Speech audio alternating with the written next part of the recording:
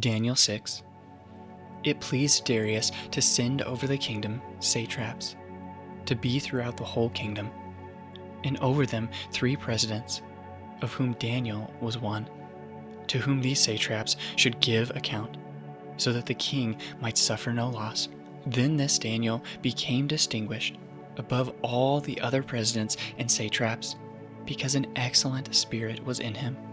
And the king planned to set him over the whole kingdom. And the presidents and the satraps sought to find a ground for complaint against Daniel with regard to the kingdom, but they could find no ground for complaint or any fault, because he was faithful, and no error or fault was found in him. Then these men said, "We shall not find any ground for complaint against this Daniel, unless we find it in connection with the law of his God."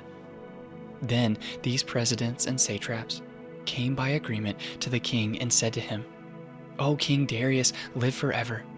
All the presidents of the kingdom, the prefects and the satraps, the counselors and the governors, are agreed that the king should establish an ordinance and enforce an injunction that whoever makes petition to any god or man for 30 days except to you, O king, shall be cast into the lion's den. Now, O king, establish the injunction and sign the document so that it cannot be changed, according to the law of the Medes and the Persians, which cannot be revoked." Therefore King Darius signed the document and injunction. When Daniel knew that the document had been signed, he went to his house, where he had windows in his upper chamber open toward Jerusalem. He got down on his knees 3 times a day and prayed and gave thanks before his God, as he had done previously. Then these men came by agreement and found Daniel making petition and plea before his God. Then they came near and said before the king concerning the injunction, "O king, did you not sign an injunction that anyone who makes petition to any god or man within 30 days except to you, O king, shall be cast into the lion's den?" The king answered and said, "The thing stands fast, according to the law of the Medes and Persians, which cannot be revoked." Then they answered and said before the king, "Daniel, who is one of the exiles of Judah, pays no attention to you, O king, or the injunction you have signed, but makes his petition 3 times a day."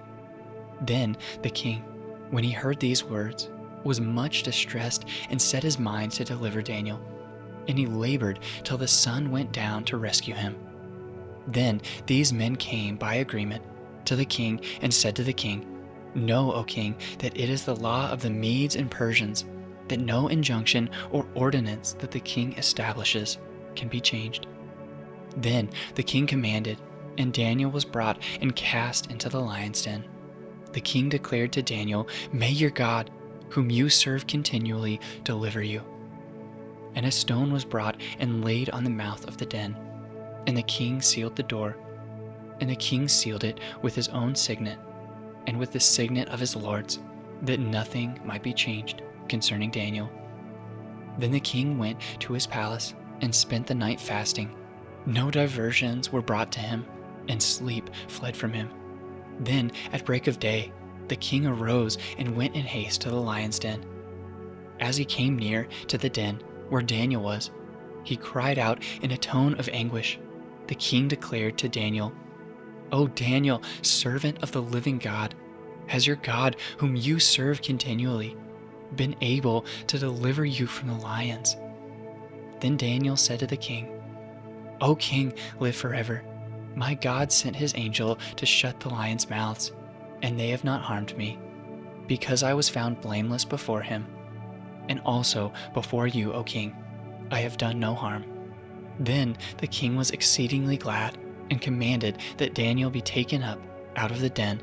So Daniel was taken up out of the den, and no kind of harm was found on him, because he had trusted in his God. And the king commanded, and those men who had maliciously accused Daniel were brought and cast into the den of lions, they, their children, and their wives. And before they reached the bottom of the den, the lions overpowered them and broke all their bones in pieces. Then King Darius wrote to all the peoples, nations, and languages, that dwell in all the earth, peace be multiplied to you. I make a decree that in all my royal dominion people are to tremble and fear before the God of Daniel, for he is the living God, enduring forever.